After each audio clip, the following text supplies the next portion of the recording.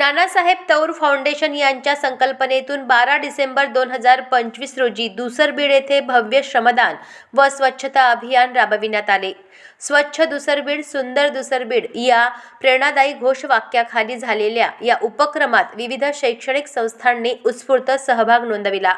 नारायणराव नगरे महाविद्यालय, जीवन विकास कला महाविद्यालय, ज्ञानेश्वरी विद्यालय, प्रोफेसर जावेद खान उर्दू हायस्कूल, जिल्हा परिषद शाळा तसेच जान्हवी सायन्स कॉलेज दुसरबीड यांच्या विद्यार्थी-विद्यार्थिनींनी मोठ्या संख्येने सहभागी होऊन लोकनेते गोपीनाथराव मुंडे यांच्या जयंतीनिमित्त स्वच्छतेचा आदर्श घालून दिला।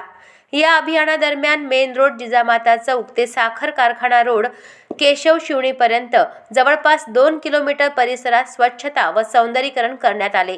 विद्यार्थ्यांसोबत ग्रामस्थांनीही उत्साहाने श्रमदान करून परिसर स्वच्छतेबाबत जनजागृती केली। कार्यक्रमास भाजपाचे ज्येष्ठ नेते प्रभाकरराव ताठे, राजे गणेशराव जाधव, शिवाजीराव खरात, प्राध्यापक दिलीपराव नायकवाड, सुरेशजी बुलकडे, मनोहर देशमुख, तंटामुक्ती अध्यक्ष याकूब शेख, पत्रकार गजानन सोनुने, किशोरजी तोडे, बाळासाहेब सापळे, शेख फहीम यांसह अनेक मान्यवरांची उपस्थिती होती।